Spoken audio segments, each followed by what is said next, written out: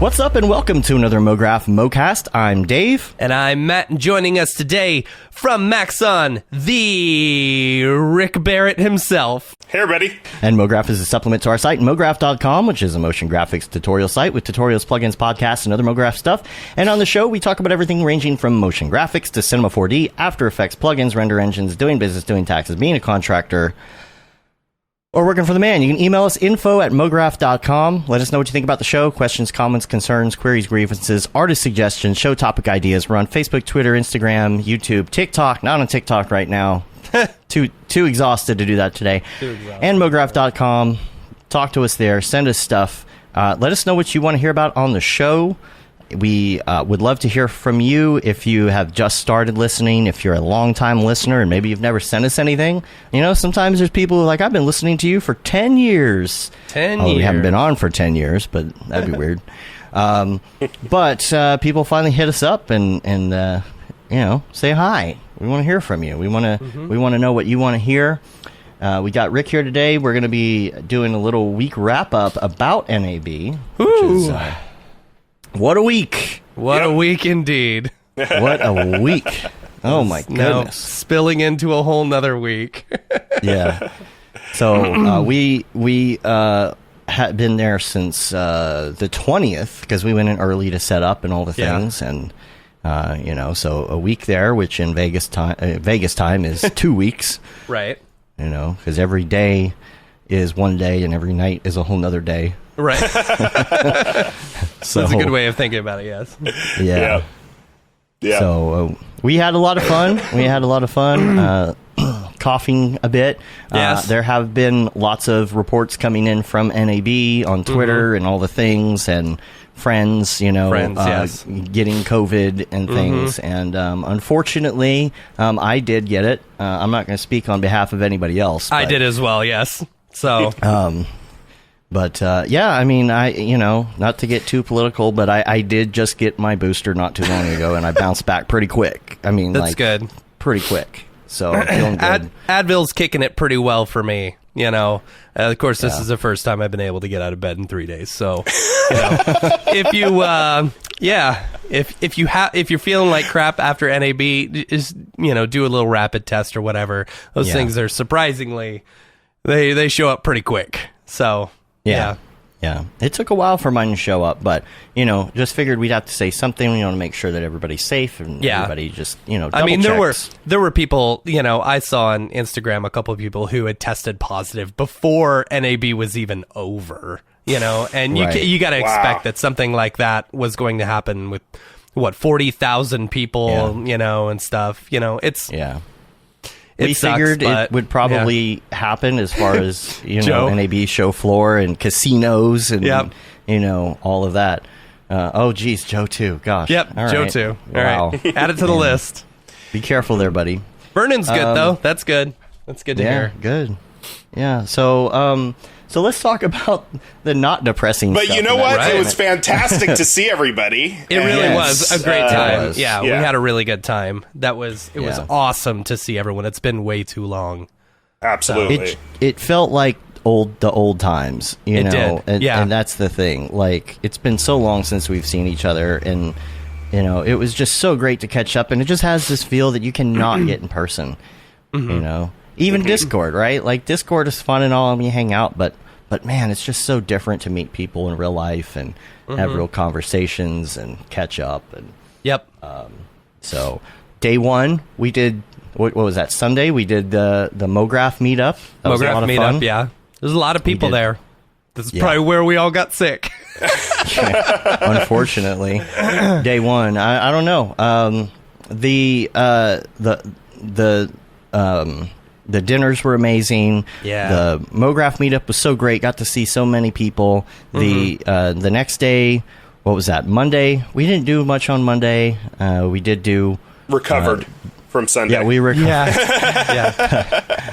Monday, I went to bed early.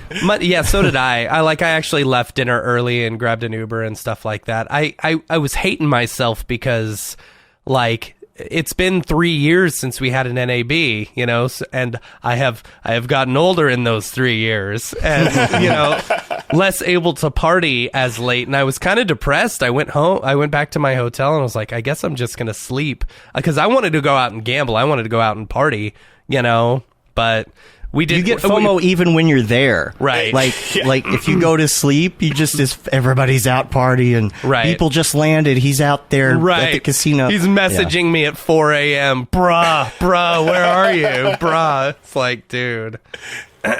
Yeah. Black Hero says I was tested positive and I was at home. Well, there you go. Jeez, that's some hard FOMO right there. Yeah.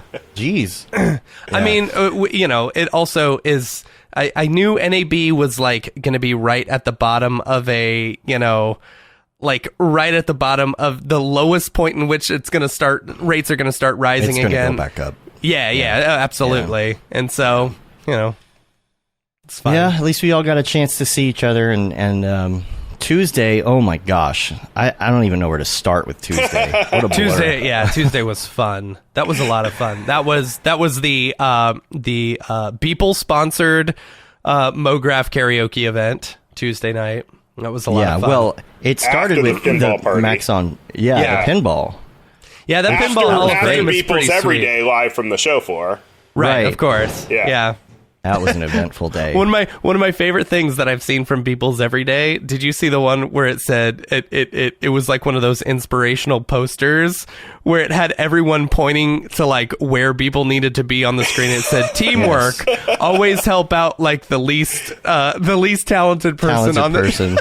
So funny. I think EJ posted that. Yeah, he made it, right? Let me see if I can find that. Oh man, that presentation, that was one of my favorite live Beeple dailies. Yeah, totally. You know, it I don't know. And part of it is because it's in person and it's easier for them to like riff off of each other, you know. Yeah.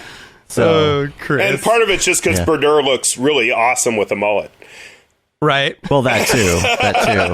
Yeah. Here's the shot.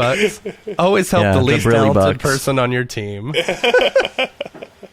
That was so great. Yeah, definitely go back and watch all the presentations and things, and you know, we've got all the raws. I'm sure Maxon's going to be posting them in, you know, the individual pieces as well, you know, as YouTube videos once all that gets sorted. I've already watched Paul's again, the ZBrush Paul.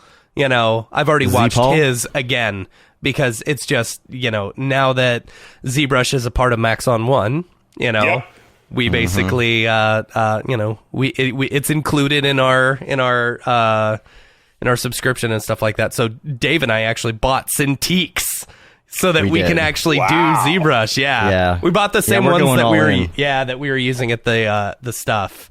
Or we better learn it at the booth. I know, right? Well, I've actually got 2 here. One of them I need to return. It finally showed up. No, that's a whole long story. But yeah, we were so impressed on what we were seeing with ZBrush. We were just like, oh my gosh. And the big thing that we've been discussing with our friends on Discord, and then again, it was reiterated by everybody from ZBrush, is you've got to use a pen. You cannot use ZBrush. You can, but you have to have the pressure sensitivity. And so you have to get something like that. And so we got the Cintiqs. We were so impressed, we ordered the Cintiqs before we even left at Vegas. Yeah, they were here. So they were here when we got home. And here's the thing, that the number one thing that I realized that I missed about NAB, right? So like normally when you go to an NAB, you get to see all these amazing presentations and like, you know, you get to sit down and like, I feel like you're learning more from people. And one of the best parts, I think, about Maxon acquiring all these new companies and stuff, we haven't had an NAB since all the new acquisitions. And it's like, it's amazing being able to sit down and watch like Paul and Anna use ZBrush, and you're like, oh my gosh, this is like expanding my horizon on the stuff that I can do in 3D. And then seeing all the stuff that like Simon was doing with like the Mogert templates and stuff. Absolutely insane. Like it's so cool to be able to, one, have these things included in the subscription. You know, they're not paying us to say this. But you know, it's great to have all these things, and then go to NAB and actually see, like, because I don't use Red Giant stuff a whole lot. You know, there are a few like go-to things for me, but being able to see all the other tools that are available and seeing how they can work in your workflow, it's like that's what I've missed more than anything. I always feel like I leave NAB with like an exponential amount of knowledge every time I leave. You know, and just like a renewed sense of like motivation. Like, oh my gosh, it's super inspiring. Yeah. Absolutely. And it was great to have all of the ZBrush and Red Giant folks, and really this was our first real chance to celebrate, you know, what Maxon has become in the last couple of years. Absolutely. Absolutely. The culture that they bring is the same feel. Yep. You know, it's the same, and that was what was so great is you can watch a live stream and ask questions or whatever, but it's different to watch a live stream and then go sit down at dinner with somebody or go hang out and then like really get into a good conversation. It's different. Yeah, but, absolutely. Yeah.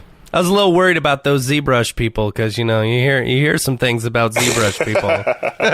But Paul and Anna were fantastic. Like, they made me fall in love with the software, you know. Yeah, I started watching hers again last night. And so good. Yeah. So good. Yeah.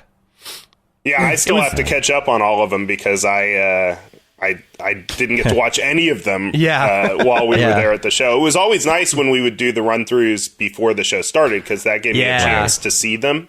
Yeah. But I haven't had a chance to see any of them yet, so I'm looking forward to watching them. Yeah, that was a big difference with this year too. Like I had to actually sit down and watch the ones that I wanted to because you know, we didn't have enough time for everyone to run through everything. It was just open up your files, make sure they're good to go, see if I messed up and missed some plugins and stuff. So, but yeah, everything went smoothly, which was good. Yep. Yeah. In large part, thanks to you guys. I mean, you've done a fantastic job managing the streaming and the computers. Thank you. Well, thanks. I know how hard that job is. Yeah. Yes, you do.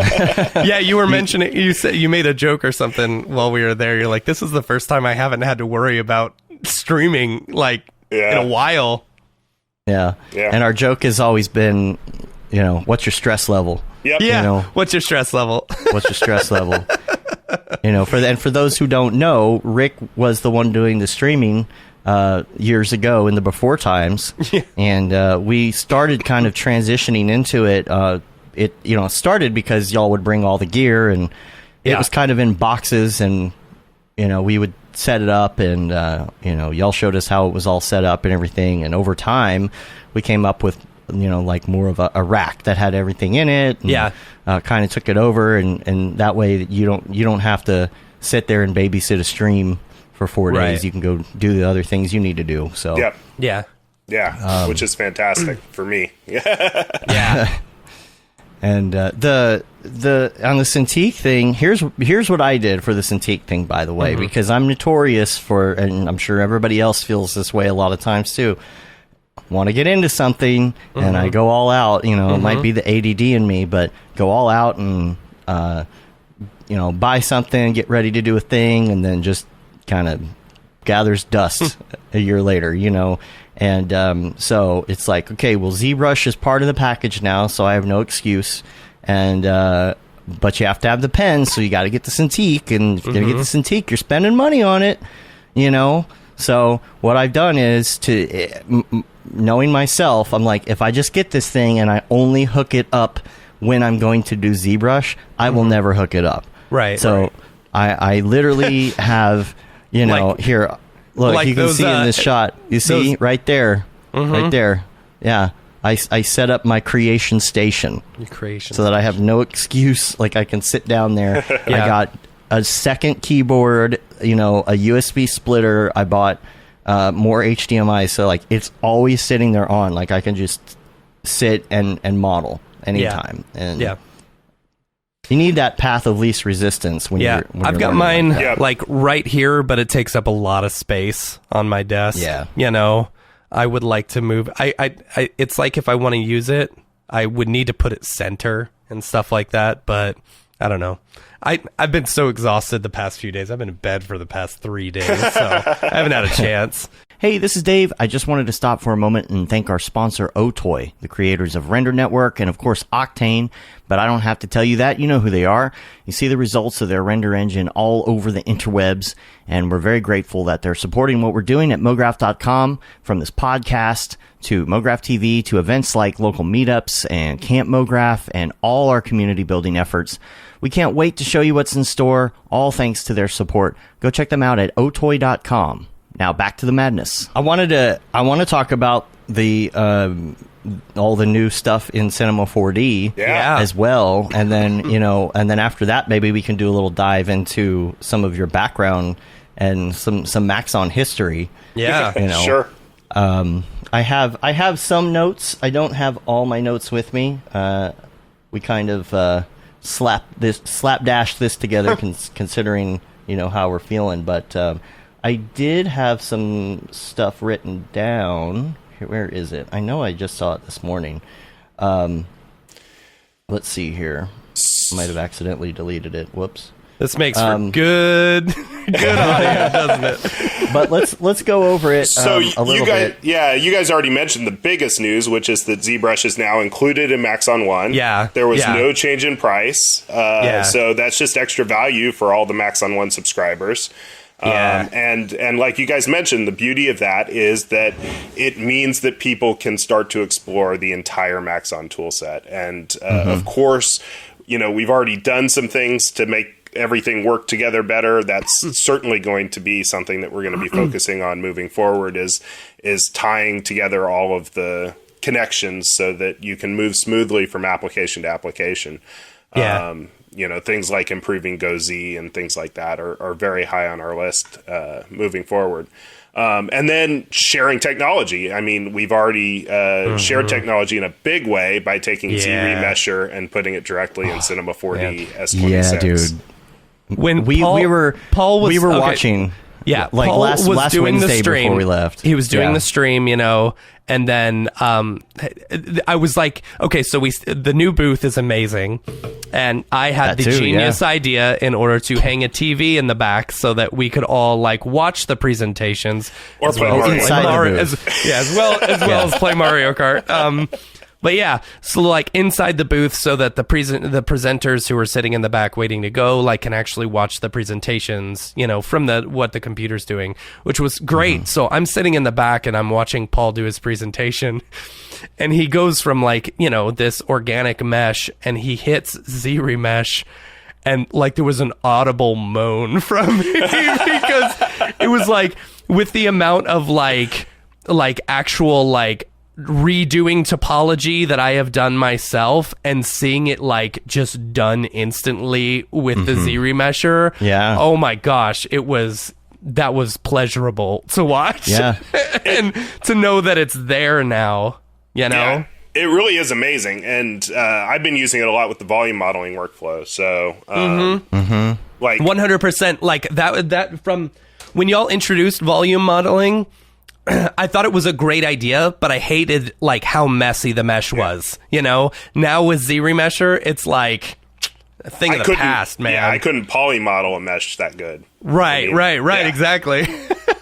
Yeah, that's the thing, Matt. You have that whole series on sculpting in cinema and how to retopo, all of that. Man, this is it's I'm just gonna go on to the tutorial now. Say, here's an updated one. Just use Z-Remesher. Yeah, just hit that button. Right. Yeah. We were watching when you were on Rocket Lasso. It was the day we were getting ready to leave for NAB, and we were just sitting there watching y'all look at all those new features, especially Z-Remesher, and man, so incredible. Just to be able to just that one thing from ZBrush, I'm waiting to see, where it goes from here. I'm very interested to see, because I'm, I've always been a huge fan of the sculpting tools in cinema, and I'd love to see how, if those become better, more like ZBrush, if, you get rid of them entirely and then just make everyone use ZBrush or whatever, I'm interested to see where it goes. Well, I mean, I think we understand that there's, that different UIs speak to different people, but at the same time, they do. but at the same time, 3 different sculpting tools under the Maxon banner, is a lot to maintain. So, I can't share any plans at this point, but it's I think that the great news is that we've got some fantastic sculpting technology absolutely available in the Maxon family now. Yeah. I'm, it is kind of hard to learn that ZBrush interface. It doesn't even look like it. It's not that it just doesn't look like Cinema. It doesn't look like any other. It doesn't look like anything. Yeah, and it's that's like tough. For a C4D my number user, one, but for a ZBrush user, it's highly optimized to the work that they want to do. Other than absolutely, file not being the first one. To me, it's so funny. It's like once you realize that just about everything in ZBrush is in alphabetical order, then you start to get things a lot better. Like even the menus at the top, they're all in alphabetical order. That's why file is not first. But when I first started playing with it, and Sasha Vinogradova was kind of walking me through steps and stuff like that. I still had a really hard time with it. But after watching Anna's presentation, Anna's presentation is an excellent introduction into ZBrush if you're wanting to get into it. And then the number one thing that I was curious about, it's they're hitting buttons so fast, keyboard shortcuts, that you don't know what's going on, when in fact most of the time they're just hitting B for brush, right. And that's the biggest thing, is they'll hit B, and then you'll know the brush that you want, and it's B for brushes, and then G for grab or whatever, and then it'll bring up all the G ones, and then you select whichever one. I think it's BGV or something for grab. So the snake brush. Oh man, that snake hook brush. Oh, snake hook. And the what's the already learning? What's the other one? The one that you have to turn on with the snake the Sculptress. Sculptress. Oh my gosh. Sculptress, that is absolutely incredible. I would love to see that in Cinema as well. Sculptress Pro. Gosh, that is an amazing tool. It is magic. It is magic. With that and Z Remesher alone are worth the $0 additional that I'm paying for my Maxon One subscription. Yeah, it is different. It is different, but and I was frustrated last night because all of a sudden my keyboard shortcuts weren't working, and I was looking everywhere, and then I realized I'm not in edit mode. It was just one button. It's stuff like that, that's right? Interesting. And stuff like that's going to happen, and that's the hardest part for me, and I'm sure a lot of other people, whenever they're trying to do a learning curve on a new piece of software. You know what you want to do. Right. You just don't know where it is. Right. Anyone that picks up a new piece of software that has been in this long enough, it's I know X, Y, and Z. I just need to know how to move X, Y, and Z. Right. So, yeah. Well, fortunately, ZBrush is probably the one package that has more training material than Cinema 4D. I mean, they are doing live streaming almost every single day on ZBrush Central. So that's super cool. Yeah, that's super cool. That'll help a lot with getting into it. Yeah. And then there's Redshift CPU. Yep. Yes. Right? That's a big thing. Yeah. So that's across the board now, huh? I haven't been home long enough to install 26. I think I actually installed 26. This is the first S that I actually have installed. Wow, we got you. Any DCC with Redshift 3.5 or above can use Redshift CPU. It is, still very much a work in progress. We're working on performance, but it's feature complete, and so users can begin to take advantage of it, whether they have lower end hardware that they, don't have a supported graphics card, or on the enterprise level, like render farms, CPU render farms can start taking advantage of it. Yeah. That's really great. I wonder, speaking of render farms and stuff, I'm curious about the price difference, if for example, you can get CPU rendering for so much cheaper than in some places than you can for GPU rendering, would it almost be advantageous at times to switch to CPU rendering and then send those off? I don't know. It'd be an interesting test to do. You know? Yeah, it would be. I think that probably at this point it's more for the case where you already have an established CPU render farm that's just sitting there doing nothing. Yeah, all those people on V-Ray still, right? So what other features? Well, also I should mention at the show we were, as part of our goal to get Redshift everywhere, we were previewing Redshift on AMD cards on Windows. That's true, yeah. That's something that is in active development with AMD and should be rolling out to users, soonish. So that'll be really exciting as well. At that point, you'll be able to use Redshift on NVIDIA, of course, Apple Silicon, AMD on Windows, AMD, the higher end AMD cards on Mac, and CPU as a fallback so you basically can use it everywhere. And then you got the modeling tools as well. The updates on that. Saw that on Rocket Lasso last week before we left, and man, I'm pretty impressed with what you can do. Especially I think y'all were looking at how you could select a bunch of a bunch of edges, and then smooth them out to create a rip. Oh, fabric and all that. That was really cool. Oh, the new bridge tools or whatever. Oh, the new bridge is amazing. So good, so good. And I don't know if you guys have seen, there was a YouTube video that somebody put out last week that I'm sorry, I don't know the name because things were just blowing through my feed at NAB. But it was really great to see how he was using, or they were using the bridge tool and all the fit circle tools and everything to do some really great modeling, both with the interactive tools and with the capsules that you can use sort of procedurally. It's as always, we do the best we can coming up with this demo material and stuff to show you guys when we first launch. But then within 12 hours, people have bested us because, you guys, all of our Cinema 4D artists take all these tools to the nth degree and do things that we didn't even imagine possible. And it's amazing to see, that first week after release is always exciting to see how everybody's making use of the tools. Yeah, absolutely. And we always come up with a ton of ideas, and then we, pick your brain to death at dinner, and just, tell you all of the things that we want. That you couldn't possibly do. So, one of the first nights we were there, Dave sat down and was just like, Rick, you need to do this, and he kept saying, over vomiting and over, the last 3 years. Exactly. And so then the very next night, we're at dinner, and Rick's trying to find a seat, and he didn't do this intentionally. It wasn't on purpose. No, it wasn't funny. on purpose, but it was hilarious. And Rick was trying to find a seat and Dave said, you can sit here, I promise I won't talk your ear off. And Rick walks the opposite way. He didn't hear me say it, but it was so funny. But it was so funny. It was so funny to watch it happen.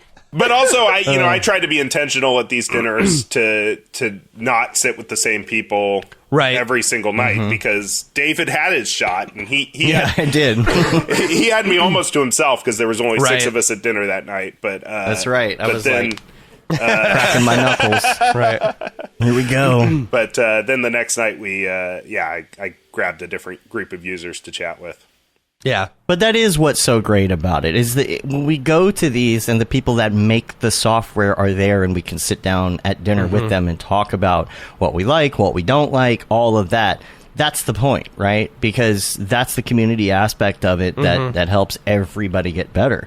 And it helps all the tools get better. So it's such a great thing to have. On a similar line, it's very nice going to these events and so I'm my part in the whole presentation, whatever, is setting up computers and making sure that all the software is on there because we get brand new computers, so we've got to install everything, and that internet sucks, right? Yeah, it was bad. It took me 5 hours to download After Effects, Premiere, and Photoshop on one computer. So I was like, there is no way this is going to happen. So I walked over to the Adobe booth and I was like, can one of y'all give me an offline installer?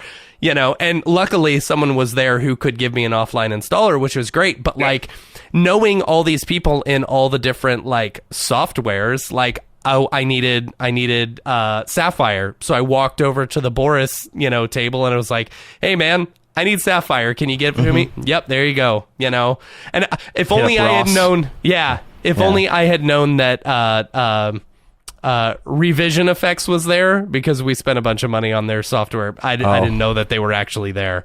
I would have just walked over there. Oh well. Yeah. Sorry, Maxon. Even with hardware, we use the IHSC, the like IP controllable KVM type switches inside of the racks, and we were having a little blanking issue with one of the inputs, and I just walked over there. I was like, hey, y'all have any idea what's going on with this? And they were way too technical for me to even understand what they were talking about. But they looked at it, So... Hi, my name is Sashia Dumont. I'm a writer, actor, and filmmaker. Hi, my name is Paul Robinson. I'm a director, DP, and filmmaker. We are the creators and hosts of the Go Gorilla Filmcast, an online source for all things indie film. We are a husband and wife film team and co-owners of Sen3 Productions, and we started this podcast for filmmakers like ourselves who were producing on micro budgets with skeleton crews. Go Gorilla is a weekly podcast that features various talents in TV, film, and web series productions. We've interviewed filmmaker powerhouses like Kestrin Pantera, Richard Raymond, Alex Ferrari, Cassandra Ebner, and Ryan Connolly. Amazing actors like Hannah Ward, Lou Taylor Pucci, Chris Wataski, and Eileen Gruba. Groundbreaking cinematographers like Jody Lee Lipes, and Jessica Lee Gagné, and many more. We also offer weekly reviews of our favorite films and shows, which vary from low-budget first-time filmmakers to A-listers and everyone in between. Go Gorilla is proud to announce that we have officially joined the Mograph Podcast Network. So if you love filmmaking as much as we do, tune in every Sunday for a new episode of the Go Gorilla Filmcast, your source for all things indie film. Now available on the Mograph Podcast Network. The cloth and rope dynamics. I wanted to talk about that a bit, but also about like how they interact with each other, because they do interact with each other now, and because sometimes you have to run separate sims for different types of things, right? So these work together, and this is because of the new engine in the background, right? Right, yeah. There's a new unified simulation engine. It's all particle-based and constraint-based. And, it's powering this new cloth and rope simulation so that every object that you add to your scene and add a cloth tag to or a rope tag to is all just automatically added into the same simulation. You can split it up if you need to for some reason, but generally you want everything to collide together, and so this powers that by default. Powers it on the CPU or the GPU. That's amazing. Which is awesome, and it's. I've lost my train of thought. I was going to say what is the difference in speed between CPU and GPU on those sims? Is it pretty significant? It's obviously it's going to depend on your hardware, but in my experience, with a moderately decent GPU, you're going to get significantly better speed with the CPU. With the GPU than with the CPU. Do the results change depending on which one you're using? Oh, that's a good point. They should not. I don't know if you can't like interchange them necessarily, but perceptually they should be. I mean, there's probably floating point differences, but Matt and I had that problem years ago with Team Render, and we're talking like I don't know, 10 years ago or almost 10 years ago at this point. Where we built a render farm at the place we were working at, and we added a bunch of computers to it, but then all of a sudden they were not. Every X number of frames was wrong, and it's because some of them were Intel and some of them were AMD. We didn't realize the architecture made a difference. But it's still always a good idea to cache everything before you team render. I think this was pre-caching even being able. I mean, we could have. We could have. I think that's what we ended up doing. Is we didn't realize that you had to cache, but nowadays you just make maybe that was before I realized you could cache. I was dumber. I was dumber back then. We work hard to make things as deterministic as we can, but ultimately safest to cache. Mm-hmm. So how much can you say like about the engine and like plans for the engine right now? Because I know that like adding this is like, you know, part of the plan to get things onto this new engine. So where is that headed? More simulation types. Mm-hmm. All right, there you go. And that will help the viewport as well, right? Like once this stuff is integrated, you're going to see better performance in the viewport because of that, or we're going to quote you on this because people ask about that. Yeah, I don't think that the simulation work is necessarily going to directly benefit the viewport. The simulations themselves will calculate faster, but that the won't neutron necessarily. stuff.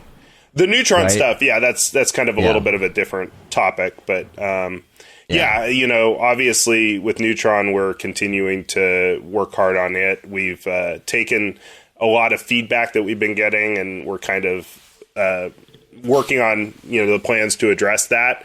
And we've been getting some great feedback from especially Chris Schmidt at Rocket Lasso, and his team have been helping us put together some capsules that everybody could start using and start to really see the benefits of the new core and sort of the flexibility of what we're able to offer through it.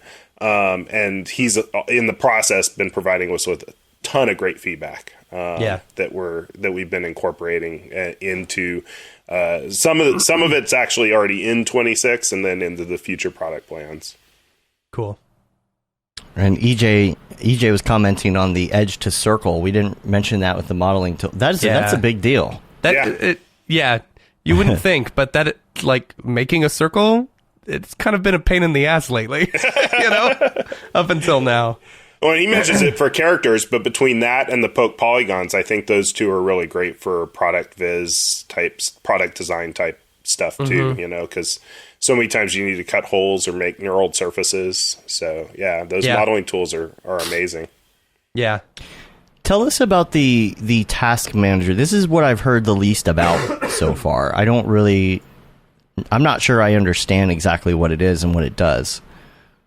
So fundamentally what it is it's a new API under the hood for Cinema 4D that allows you to create background tasks. And to monitor the progress of those background tasks.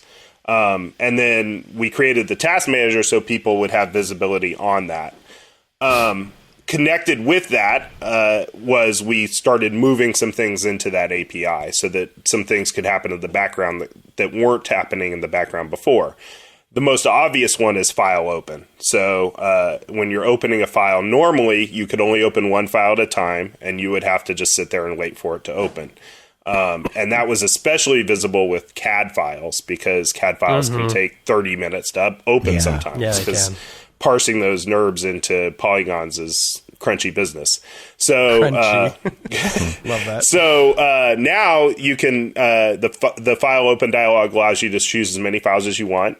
And it will just work on opening those files in the background. And as each file is loaded, it'll just pop up in your interface so that you can start to work on it. So really great, you know. There's other instances too, like improving the asset data, the performance of the asset browser.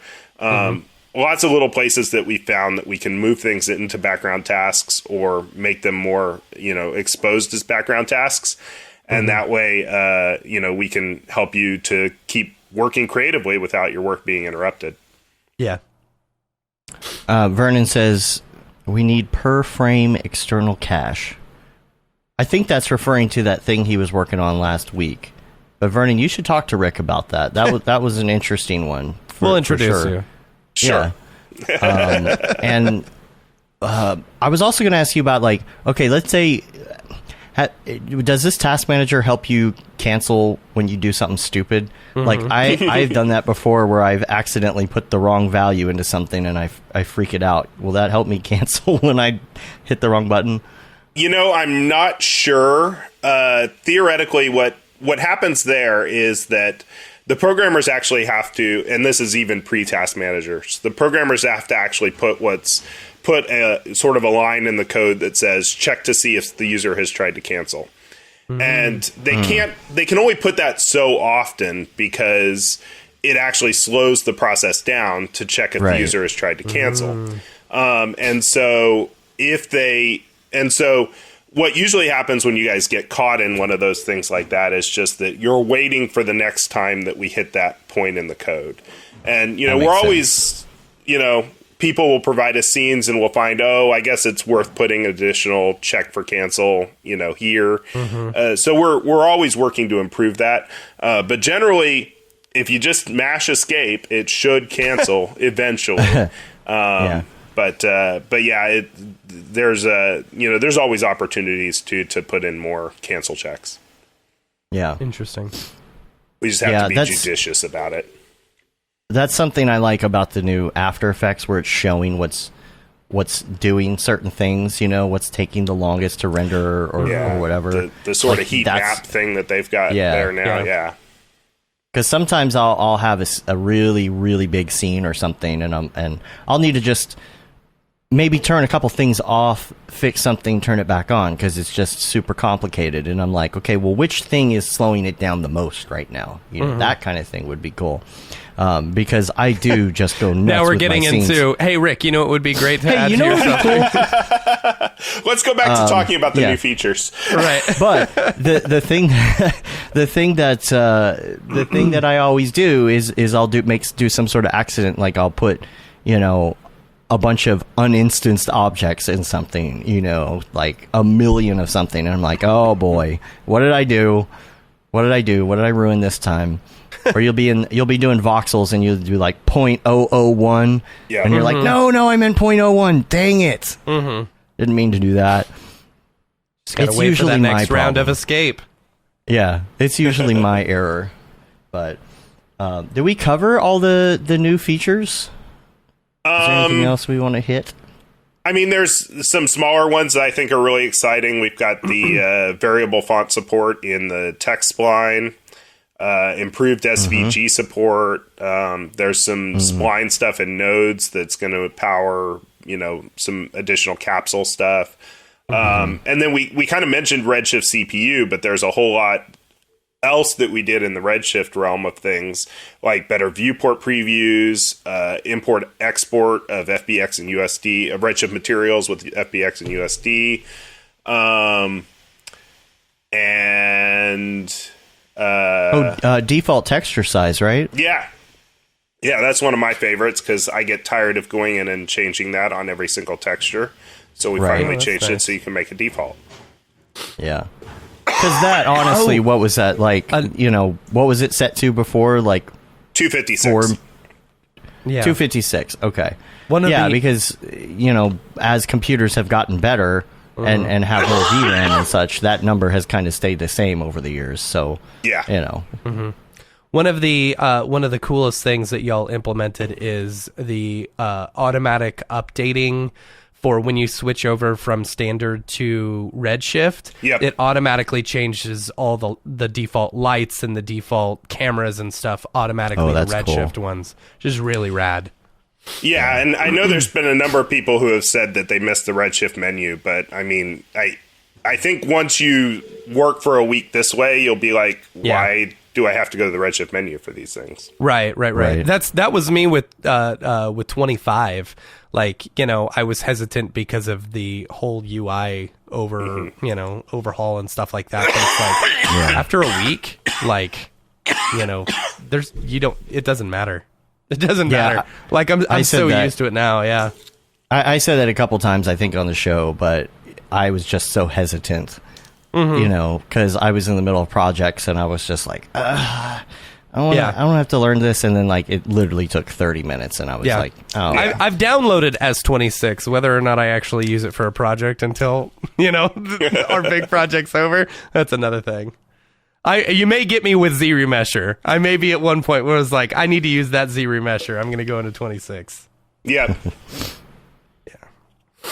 Well, let's talk about your history with Maxon, because we've heard stories and such. Yeah. Some that we can talk about on the show. Most of those can't be shared on the right. But tell us about your background, like your schooling and like how you ended up where you are now at Maxon? How did it start? Well, I was going to college here in town at Cal Lutheran University, and I was in the multimedia program. This was when multimedia programs were just sort of starting up, and I wanted to do something with computers, but not program. So multimedia seemed like a good fit.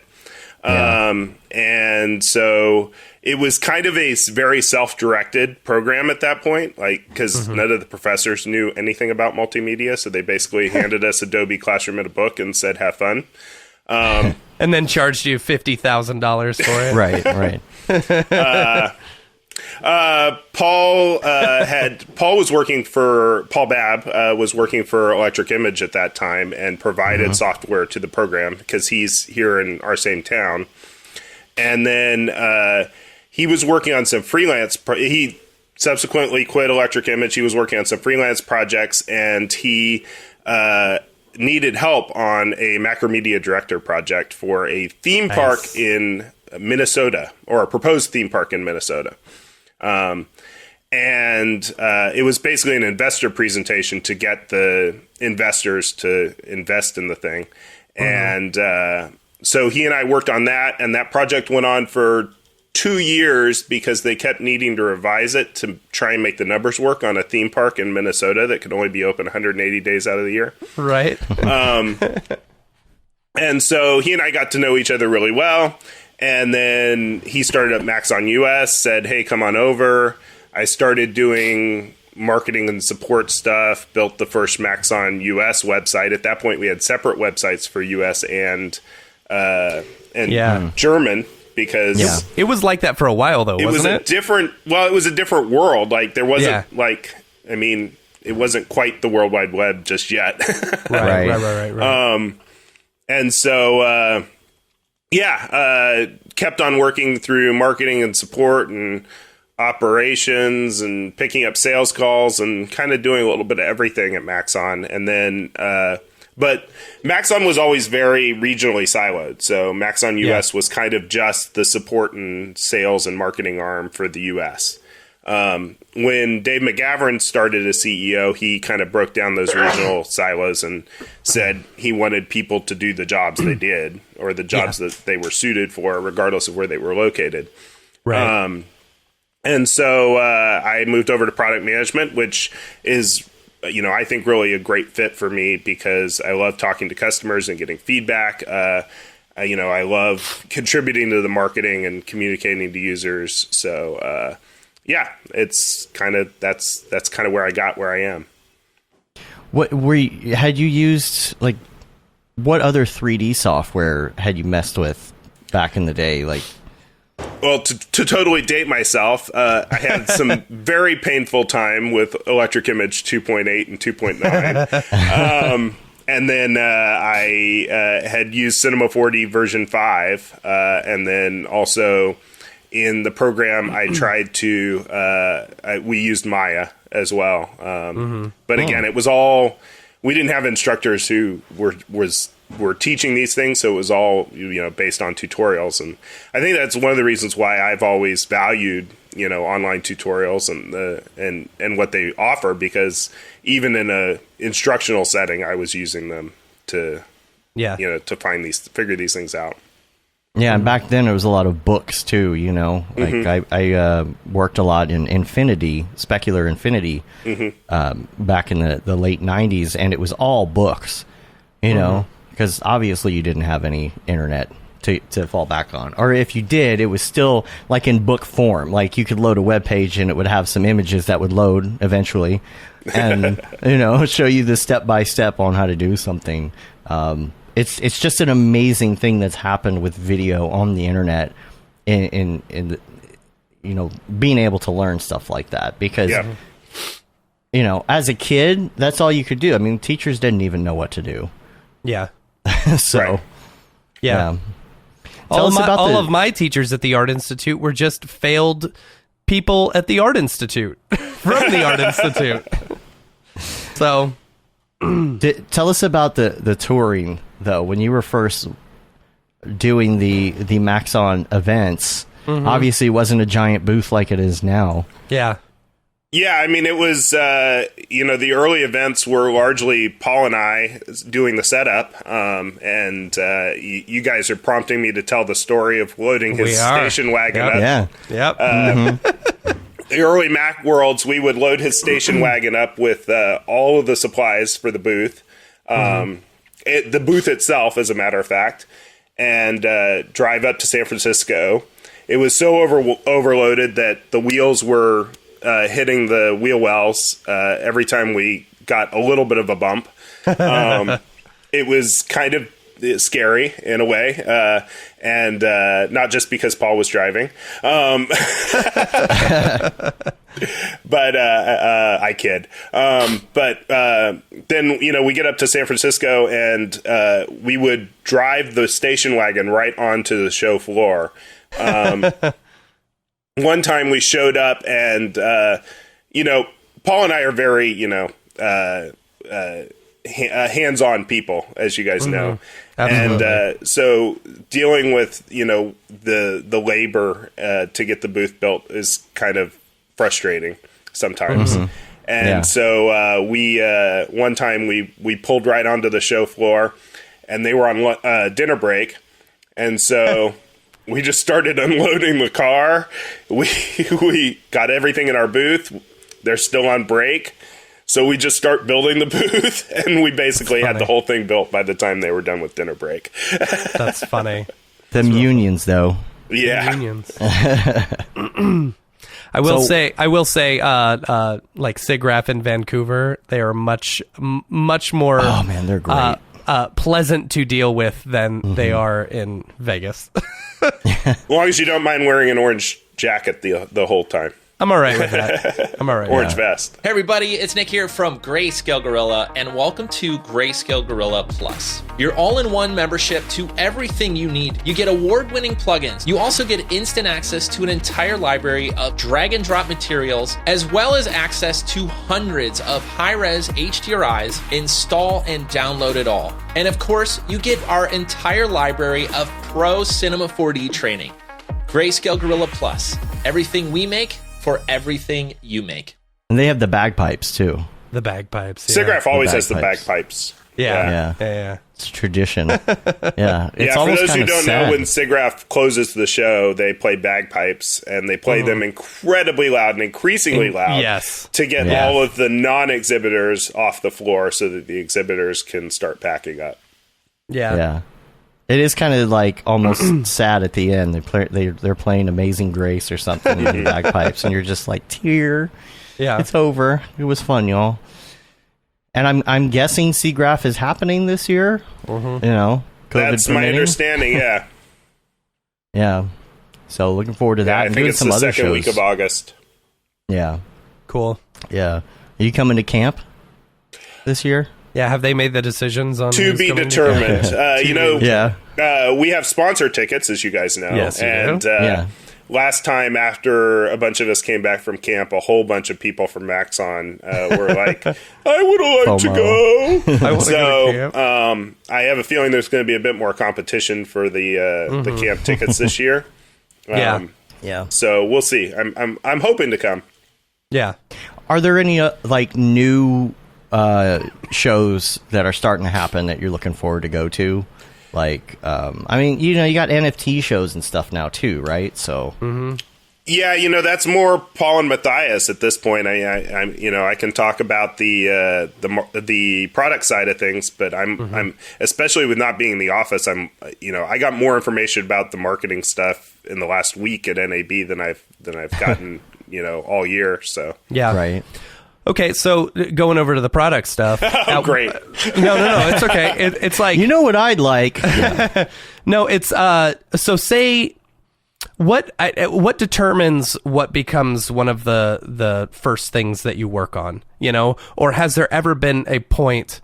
And I don't know if you want to mention this, what is it, the round robin thing that y'all do or something, like the fun thing where you're like, all right, you got a couple weeks, just go make something.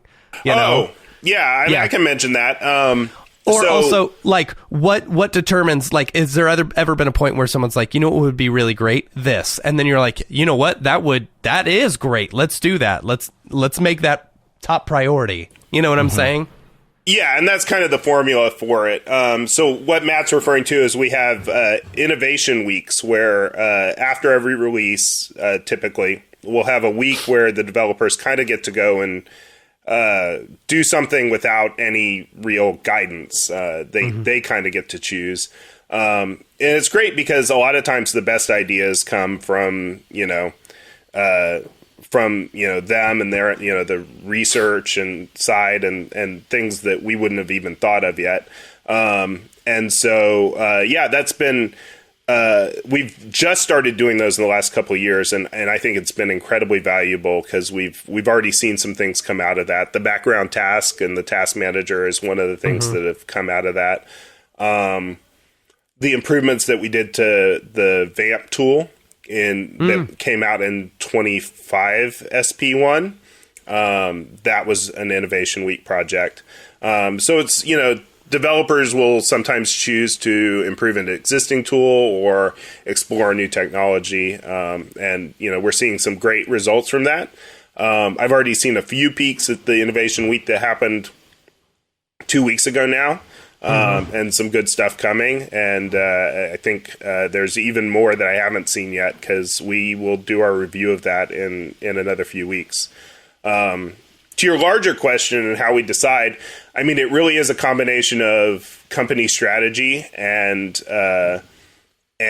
user feedback, and kind of it's always a balance based on the resources that we have available, what we need to achieve from a company standpoint, and what we want to achieve for our users, and really trying to balance the best user value we can provide, at as quick as we can, really. Without necessarily neglecting the longer term projects. I mean, obviously we've been on a super long term project with Redshift Cpu. Unified Simulations has been a longer term project, but then the modeling tools, was something that we've been able to, deliver some great user value pretty quickly. So It really just depends on the project and the resources that we have available. And that's got to be difficult. You've got a roadmap and everything, and everybody's coming to you with ideas now, and I'm sure I don't know how far your roadmap extends, but I'm sure it's a ways, and it's like, where is that going to fall? And even if something is a good idea, like, and which companies are you going to acquire along the way that will change that roadmap? Yeah. That I don't even know. Even if it's a good idea, like the stuff that I gave you this week, it's a matter of, okay, it's a good idea, but how many people are going to be able to utilize that great idea? For something. Is it worth it? And do you have the manpower and the resources to do that? Where does it fit? So we understand that that there's a lot more going on than just like, a notepad list of ideas. It's a little more complicated than that. Yeah, it's a delicate dance, for sure. Anybody have any questions? I see in the chat we've got let's see, Demi's Art 1 says, back in 24 or 25, I think Rick showed off a diamond node rig. Are they planning on sharing that?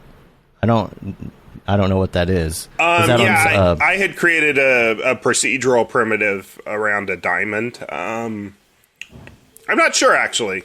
We've got we probably should work on getting that out. We are putting capsules out on a monthly basis, a regular basis. And that would be one that we should probably work on getting actually out to release. Cool.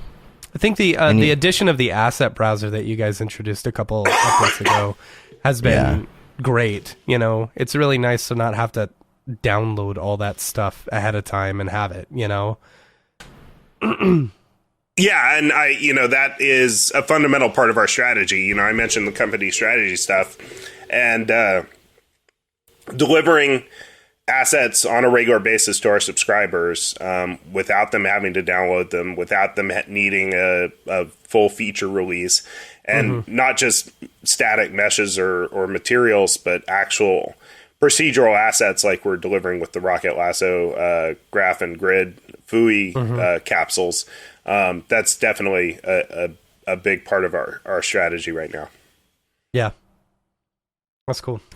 Any other questions before we go to the drop? We are definitely not going full, 3 hours or whatever we sometimes do today. We're all a little run down.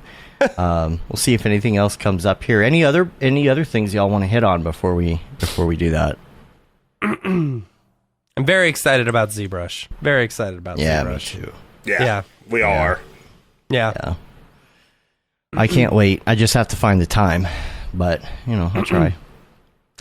So it brings up an interesting point. Like, say for example, at SIGGRAPH, you guys probably, like ZBrush, probably had their own booth. And I know Redshift had their own booth the last SIGGRAPH. Does that mean Maxon's just going to have one booth, or are you going to get 3 booths? No, we'll just have one booth. ZBrush actually, Pixelogic, my understanding is that they had actually already sort of stepped away from SIGGRAPH in favor of doing the ZBrush Summit. They do the annual summit where they pull everybody together and do sort of their own mini trade show. That's cool. Where's that at? It's been there at their campus. For those who don't know, ZBrush is actually our Maxon's Hollywood offices now are actually located, sort of co-located with the Noman School in Hollywood. And so that was where a lot of the scenes for the launch video were shot, actually on campus. Loved it. It was nice. Yeah. Yeah. So, and shout out to all of the great people at Maxon who worked on making that launch video possible, because I'm really proud of it. Did y'all shoot that yourselves, or did you hire a company to shoot that? We hired some cinematographers to help us with the shooting, and then the post was all done by our training team, I believe. Yeah. Hashi did some of it, right? Hashi did a lot of it, Yeah. That's great. Yeah, and for those who didn't watch, I keep saying this, for those who didn't see the first 8 minutes, go back and watch the first 8 minutes of the launch video, because I think they're really good, and I know that YouTube kind of screwed up and didn't show it to a lot of people. Oh, really? Yeah. Like the live premiere or whatever? Yeah. So.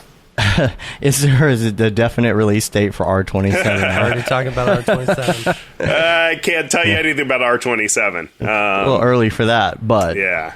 Wait, there's going to be an R27? You mean there's going to be another version of your program? Another version? I can't even confirm that. Yeah. That's funny. All right. Well, I guess unless anyone has more questions, and we can answer some more after if they come up, but let's go to the drop. Let's do it. Drop. Is this the fucking mic? Drop. This is exactly what I should be doing.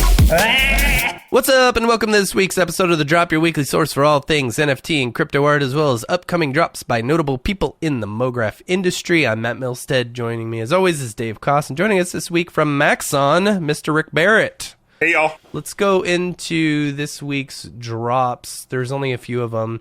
Man, I'll tell you what, Nifty. I always like to complain about Nifty's marketing strategy because it is awful. It's really, really bad. And so, like, they updated, like, the way they show off their drops. And it's like, okay, that's cool. You're putting links to the actual, like, artists now so that I don't have to go and search their, Twitter pages and stuff like that. But then you go to it and it shows their Twitter, and it's like you click on their Twitter and it says this user doesn't exist. Like, okay. All right. Thanks, Nifty Gateway. So anyway, a few drops on Nifty Gateway this week. First up today is Nate Hill. Nate Hill, I really like this stuff. It's like nature-inspired swirly stuff. Really, it's really pretty. Stuff. I don't know if this is if this is like 3D or this is actual like kind of like matte photography painting or something like Photoshop. that. Yeah. I like really this neat. one with the wave that goes up into the sky. That's a I good like one. that one too. Yeah, really neat stuff.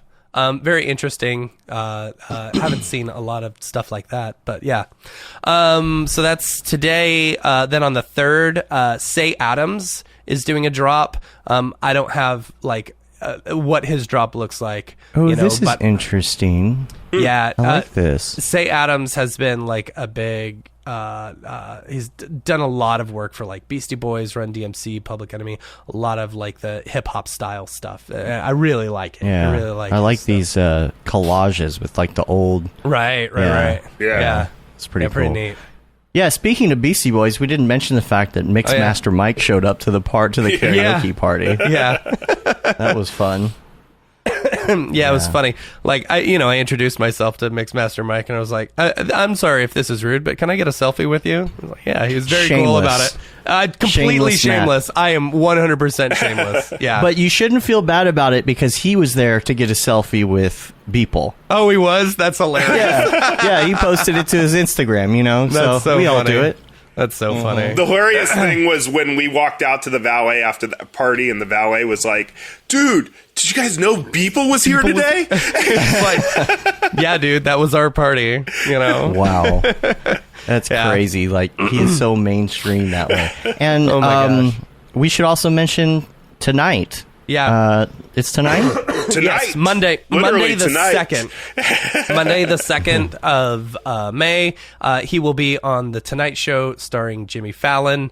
From if I understand this, again, he just hit 15 years of Everydays, which is awesome. He hit that the other day, and if I understand correctly. I don't know.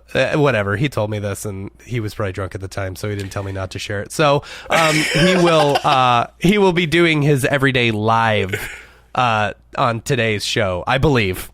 Don't quote me on it, but I'm pretty sure that's what he said. Allegedly. On today's Tonight Show. Yeah. Today's Tonight Show. Which means they're probably shooting it now, and he's probably already done it. So make sure and look out for that. You should Facebook message him right now. Right?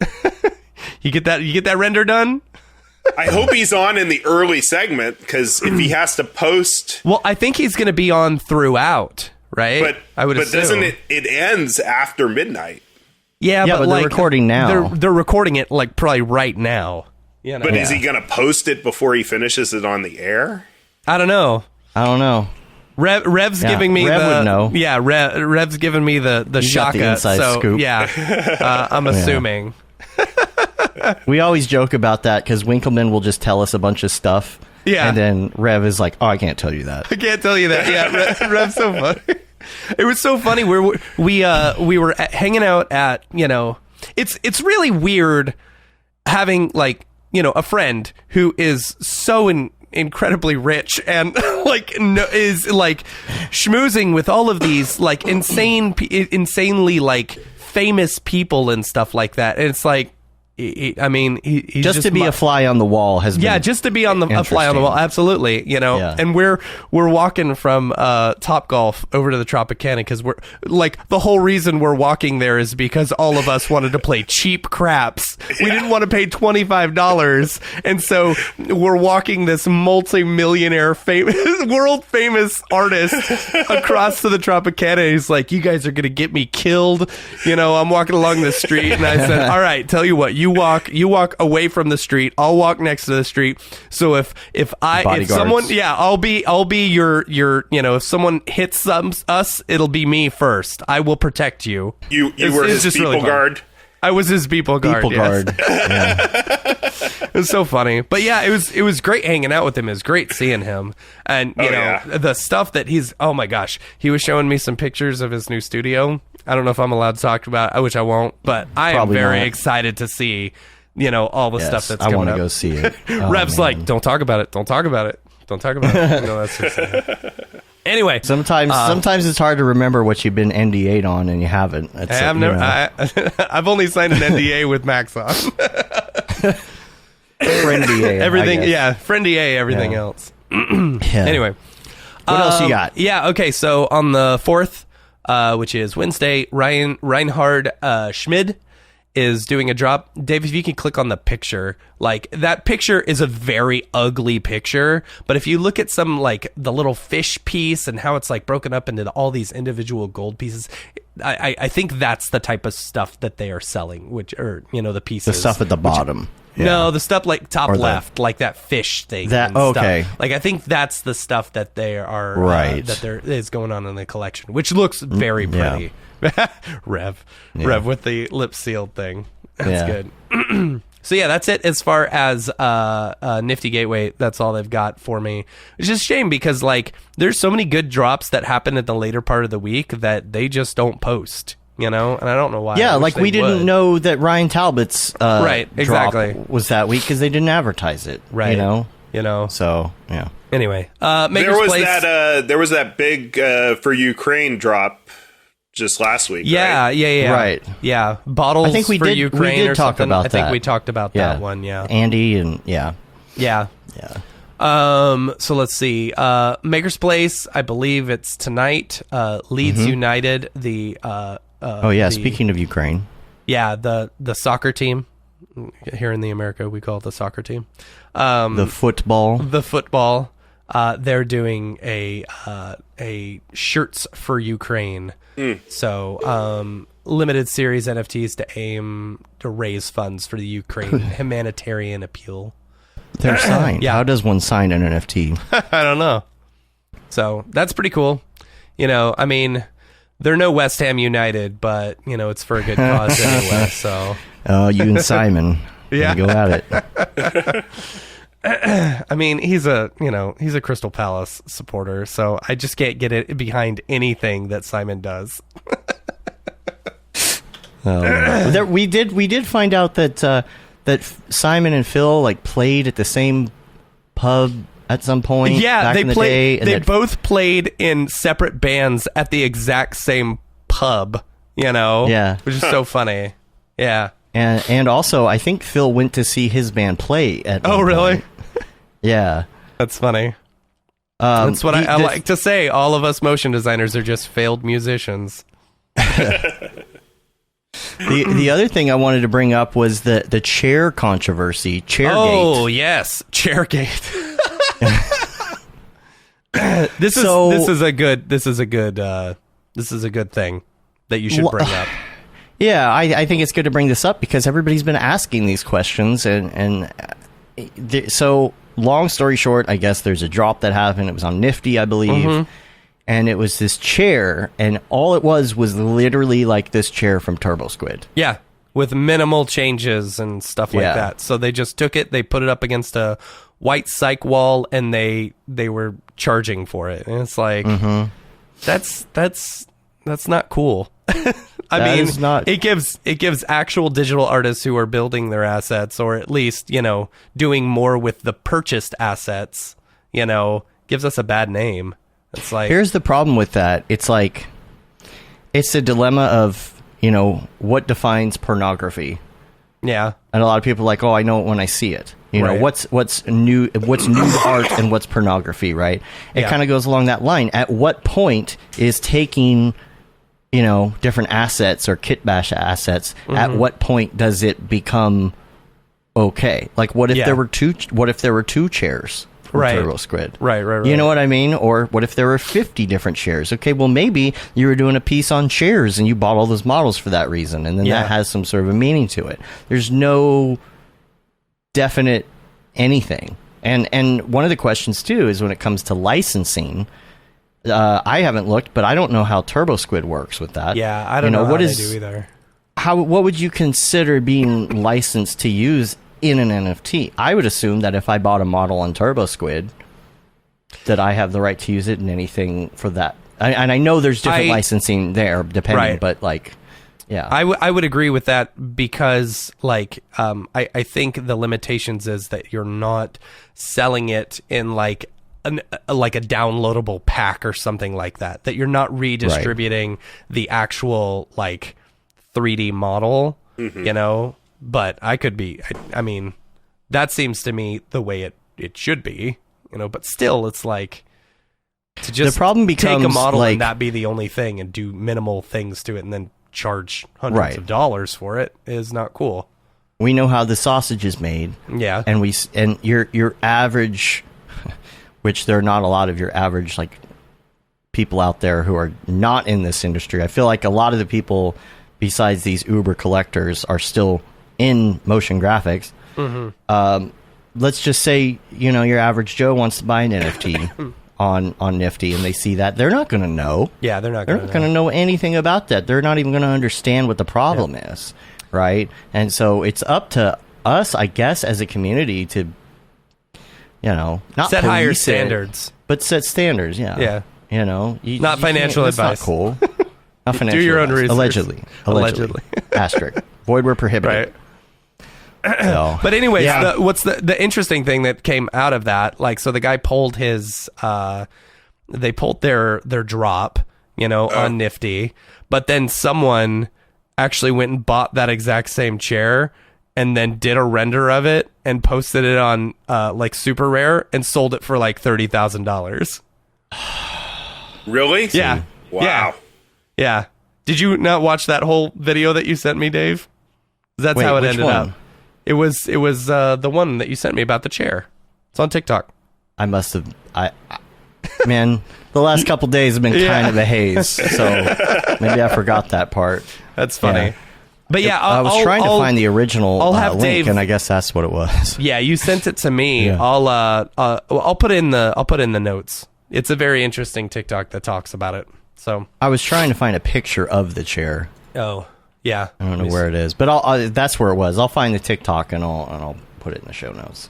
Here you go. Found it. All I had to do was search Twitter. This is the super rare one that sold for like 30,000 or whatever. Yeah, it's weird. A Google search didn't bring it up for me. I figured it would. Yeah. Oh, here we go. Yeah. Here we go.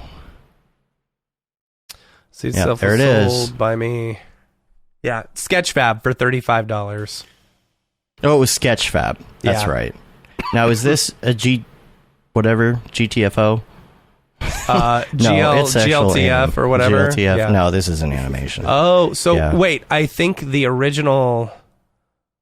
Okay, so that's cool. That's actually kind of cool. So the original artist who created the chair, it was sold on Sketchfab for $35. Well, the artist who was going to put on Nifty took it down, and I guess the person who made the original chair posted it, and then someone bought it for 11 ETH.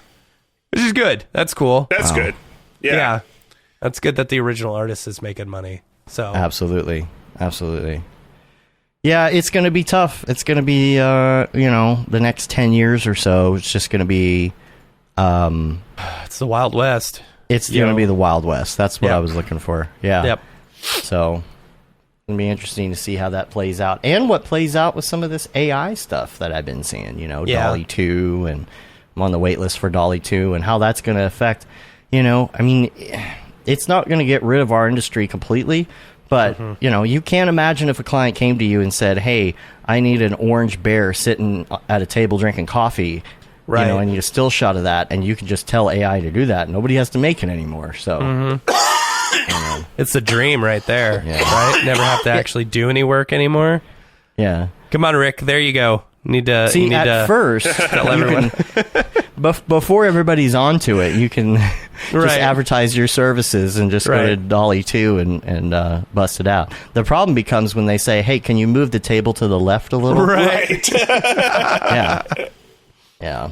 Still working on the AI for that part. Right. The creative director AI. Yeah. And then you need an art director above that and above that and above that who can just hover above the next one. Yeah. I don't know how that AI is going to shave its head, though, to really become a full art director. We'll see. That's funny. Oh, there was something else I was going to bring up, too, and I can't remember right now, but I'm sure I'll think of it. Yeah. But that's about it. There's no Dorpy today. He's actually still in Vegas. Yeah. We'll just, he's... Who knows where he went off to? He lost his collar, and so he's trying to, Anyway, if he can't get back. Yeah.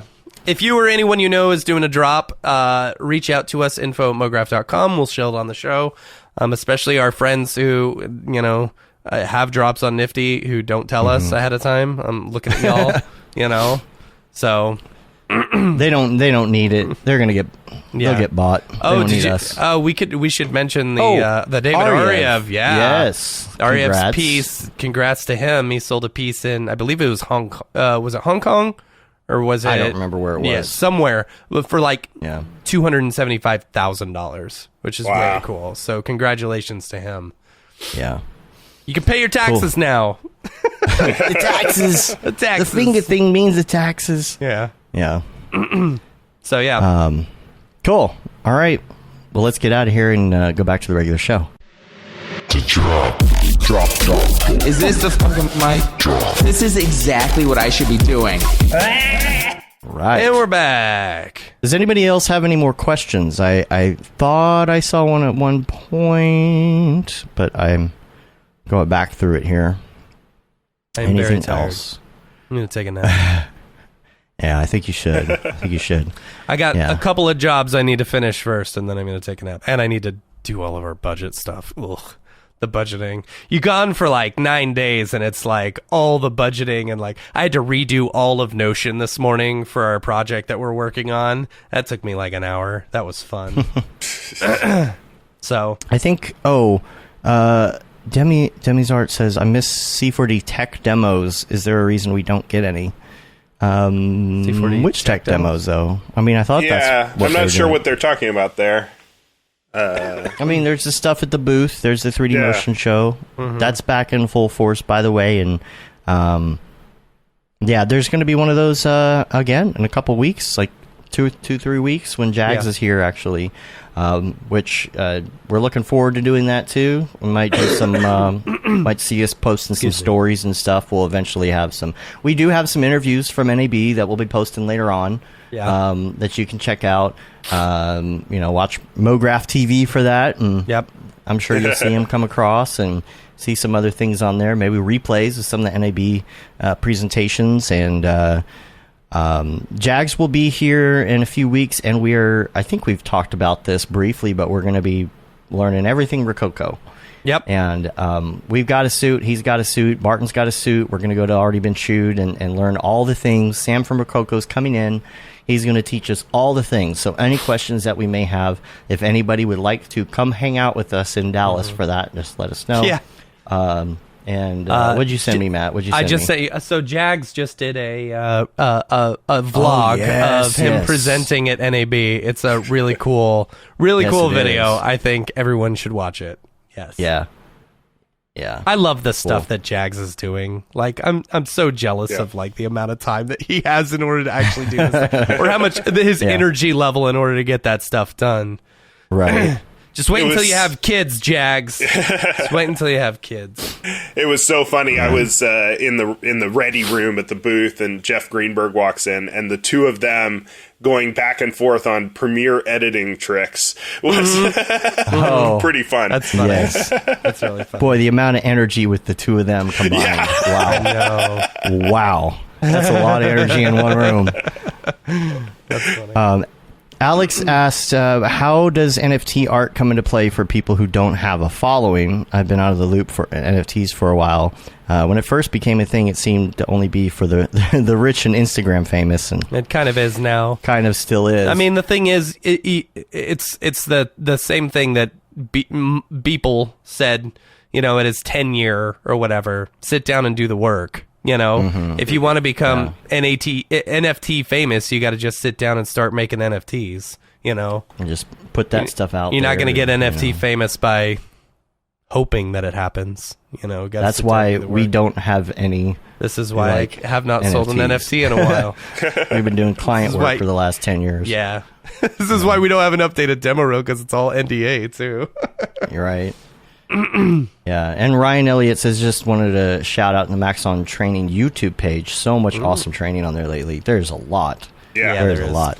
Yeah, I think there's a webinar every single day at this point, or every workday at least. It's pretty insane the amount of content that the training team is pumping out there. Yeah. We've been replaying the training stuff on the weekends on Mograph TV as well. So it's kind of a fun thing to have on the weekend, when you're just doing stuff. So I've got that link. I've got the links to like the new Maxon videos and everything else. Put that in the show notes. Rick, I don't know that you necessarily get on like Instagram and all the things, that often, but I'm sure people would like to contact you, to tell you all the things they want. Come into the request line, on our Slack. The Mograph Slack has the Maxon request line. Right. But otherwise, the best social is probably Twitter, at Rick and Roll. I'm not on Instagram that much. I probably should be more. Yeah. It's posting your renders. Yeah. Do you ever like do any renders like for fun, or is it too much? Like at the end of the day, lately I haven't had a whole lot of time to do it. When I was really starting to get in a groove with that was sort of in the 1920, 21, creating the Cineversity What's New series and some of the tips and tricks, and really trying to push the thumbnails and the renders a little bit further than I'd ever done before. So, there was the Gummy Bear and the Lollipop Land and some things like that. But lately I have not had nearly enough time to explore myself. I just kind of doodle around and test out the features to make sure they do what we needed them to do. And Sage says, y'all are awesome. Release 26 is dope. That is all. You're awesome too, Sage. Sage, we miss you. Yeah. Sage is coming. Sage is going to be at camp. He's a counselor this year. It's been years. Yeah, really looking forward to that. Cool. That'll be fun. All right. Let's skedaddle and we'll all go back to bed. You can rate us on iTunes, leave a review. Also subscribe on your podcatcher of choice to help to get our ratings up. The newsletter, gosh, we need to get a newsletter out. It's been a while. You can say you've been there, done that, got the t-shirt with the Mograph logo tee, the Paul Babb Feel the Babb 2020 shirt. All the profits from that go to Doctors Without Borders. The Render Things t-shirt, hoodie, and long sleeve tee. I didn't see any Render Things shirts this year. We need to kind of redo. We should give some out. Yeah. You know what's interesting? We didn't talk about Camp Mograph and how it sold out in a minute. Oh, we haven't had a show since then. We haven't had a show since then. Yeah. Yeah. It is sold out. I apologize to everybody who couldn't get a ticket because many of them are friends, and you and I both, we don't have that much control over it. I mean, we're trying to make it fair the best we can, and it's hard. Yeah, it's going to be a good time. Yeah, it's going to be a good time, and there's a waiting list. There's if you didn't get a ticket, it doesn't mean that one won't become available at some point. And so we'll keep working on that. If you didn't get one, I'm sorry. We're trying. Get on the wait list. Go to campmograph.com, click on the tickets, and then get on the wait list. We've got an allocated amount for sponsorships, potential sponsorships and other things, and if those don't end up, if we don't pick up any more sponsors, we'll have a few extra tickets left over. So we've just got to get closer to that time, so make sure to sign up for the wait list. Yeah, sometimes sponsors don't necessarily use all their tickets either. If they can't make it, you might open up a cabin or might open up a room or something. Also, Andrew Kramer says he's going to be there, but I don't know. We'll see. Yeah. He wants to come. did see him in the flesh. Yeah. Yeah, he's alive. Yeah, and buff as AF. That guy was looking good. Yeah. The other thing, what was the other thing I was going to mention with camp? I was just going to mention. We'll say thank you to everybody first of all who bought a ticket. Absolutely, and also to the sponsors. We didn't go over it like we usually do. We'll do that next week, but because we could not keep the prices the way they are without having sponsors to help us with that. And it really helps, do a lot of really cool stuff and have a lot of cool swag and all the things. And of course, one of those people is Maxon. So thank you very much, Rick, for all you, Rick. Us. It was all you, all you. Well, as we say when we're out at these trade shows, thank you, Maxon customers. It's really because of the great community that we're able to that we're able to do things like this. And so it's a great little cycle we got going. Right? Right. Oh, we got clarification. The tech demos they're app demo videos that demonstrate the technical aspects of the app, but I think they don't have commentary. I guess it was something from R24, like showing dynamic motors and stuff. But, yeah, I'll have to look back at how we handled that, and maybe we can do a little bit more of that kind of thing. Mm-hmm. Cool. All right. Oh, and then the other shirts we didn't mention. That Render is Fire, Mograph Blandishment shirt. And, you can get those on the site. And we're also on Facebook, Twitter, Instagram, YouTube, TikTok. Come see us there and join in the fun and come hang out with us on Slack and Discord and events if you could make it out to one of the events and hang out with us. So, and anybody else that I didn't get to connect with at NAB, I apologize. It's like a wedding. It is, yeah. It's like a wedding. Like if I didn't get back to you on something or we didn't get to chat, it was not on purpose, and I apologize. And we have plenty of time to connect here in the future, so just hit me up. I will personally be recovering and catching up on the over 9,000 emails that I have, so just give me a little time. But cool. Yeah. That's about it, though. We're going to get out of here. Until next time, I'm Dave. And I'm Matt. And I'm Rick. Have a good one. Later, yo.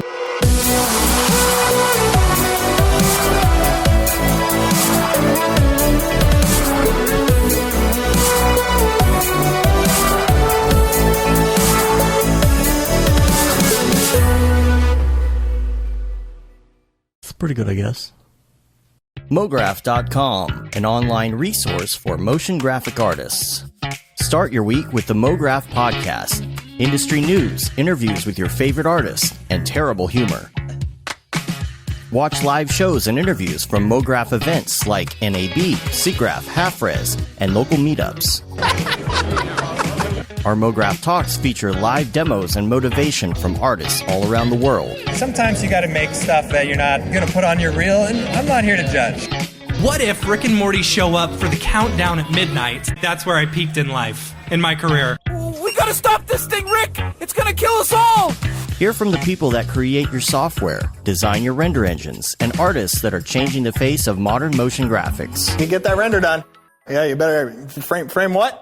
Mograph tutorials and online classes will teach you about Cinema 4D, After Effects, as well as other popular software and render engines. Throw in the HDR Studio, take the render settings, pick the HDR, put in a reflection, and gorgeous. Branch into new software. Learn time-saving tips, techniques, workflows, and lessons that'll keep you up to date in the world of motion design.